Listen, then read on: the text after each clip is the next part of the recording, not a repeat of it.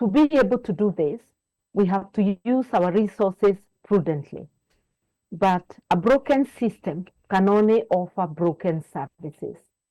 And the Kenya Kwanza administration is a completely broken system by ensuring that through the constitutional mechanisms available, victims are compensated.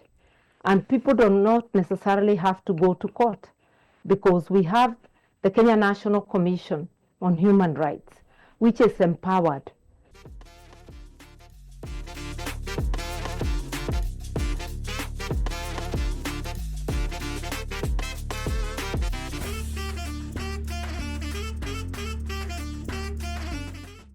People in the diaspora always talking about broken consular services. There's an issue, like recovering lost passports and just even basic services like getting an ID. There's been issues, and especially because of the lack of what we call mobile outreach or mobile consular services, because it's been talked about and it's been implemented to a certain extent, but it's a once in a while thing. It's not something that is consistent. We have cities like Atlanta where you're going. There are so many Kenyans. Cities like Houston and Dallas, they are completely unserved. At least up at DC, we have the embassy.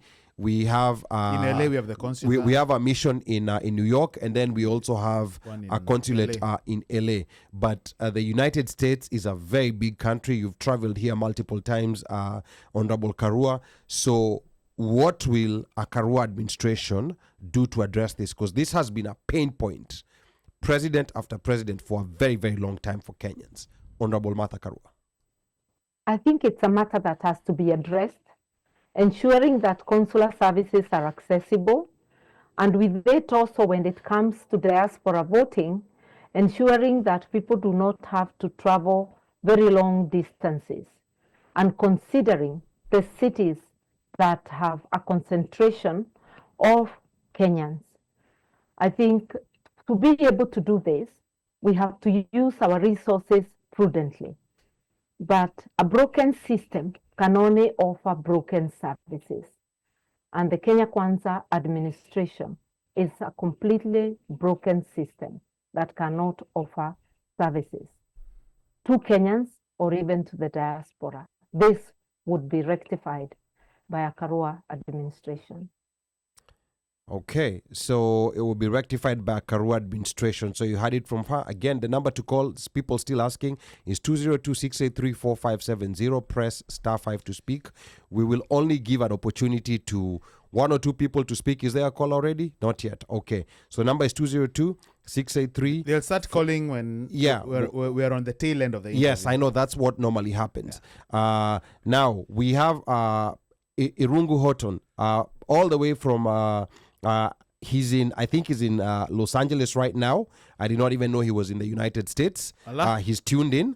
By Amnesty International. I know most of you who watch Kenyan news, Kenyan media, are familiar with Irungu. He's been very active, especially on this issue of killings and abduction. So his question to Martha Karua is, if you're elected in 2027, how would you deliver justice for the killings and abductions that have already happened?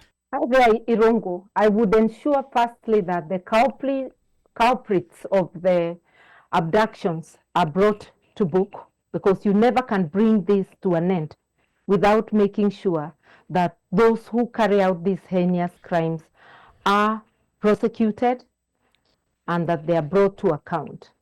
Secondly, by ensuring that through the constitutional mechanisms available, victims are compensated. And people do not necessarily have to go to court, because we have the Kenya National Commission on Human Rights, which is empowered to assess what needs to be done. And I'm happy to remind the listeners that I have been in the case that the Law Society has taken to court against the Inspector General of Police and other security chiefs on abduction. And we have participated in that case robustly.